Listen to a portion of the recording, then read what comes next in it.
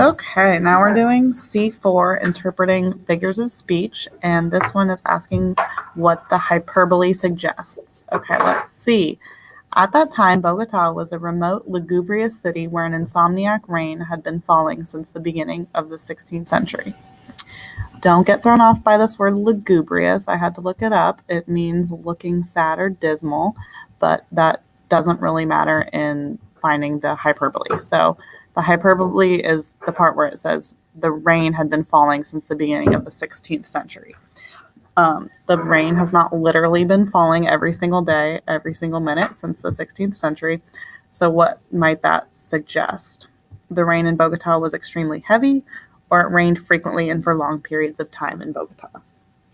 I am going to go with this one because it's saying that since the beginning of the 16th century, that's a long, long period of time.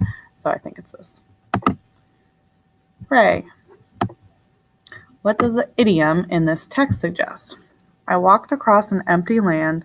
I knew the pathway like the back of my hand.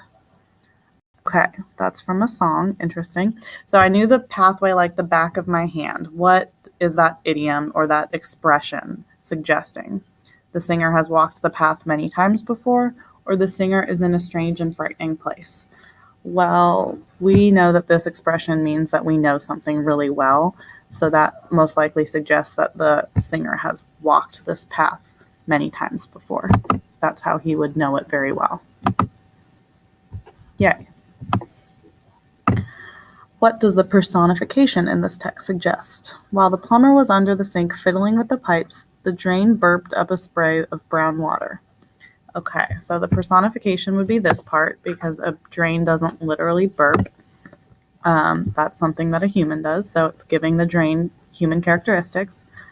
But what does it suggest that it says it burped up a spray of brown water?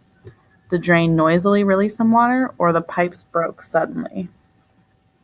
Well, the pipes breaking suddenly isn't really related to if the drain is burping up a spray, we know that it's releasing a noise, and the spray of brown water would be the releasing some water part. So let's go with that. Hooray. What does the allusion in this text suggest? So remember, an allusion is when a piece of literature is referring to another piece of literature. So let's see where it is. Patrick seemed to have the Midas touch. Without any special experience or training, he launched a thriving business and then established a well-respected charity. Okay, so the allusion is this part. If you don't know what that is, we can kind of guess because it's capitalized. So Patrick seems to have the Midas touch. Without any special experience or training, he launched a thriving business. So we know that he's really good. He's really talented at something without having any experience. So then based on that, what can we guess that the Midas touch means? Patrick has a hands-on approach to his work, or Patrick is successful at all that he does. Let's go with Patrick is successful because we know that he launched a thriving, successful business. Yay. Let's do one more. What does the hyperbole in this text suggest?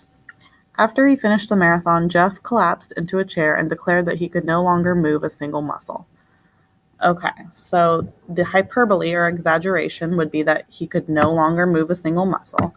Of course, we know that that's not the case, literally. But what does it suggest? Jeff was very tired and sore, or Jeff would never run a marathon again. While this might be possible that he might never run another marathon, it's not really suggested from this. This phrase that he could no longer move a single muscle is suggesting that he is very tired and sore. Hooray. Okay, now let's see if I can correctly stop this video.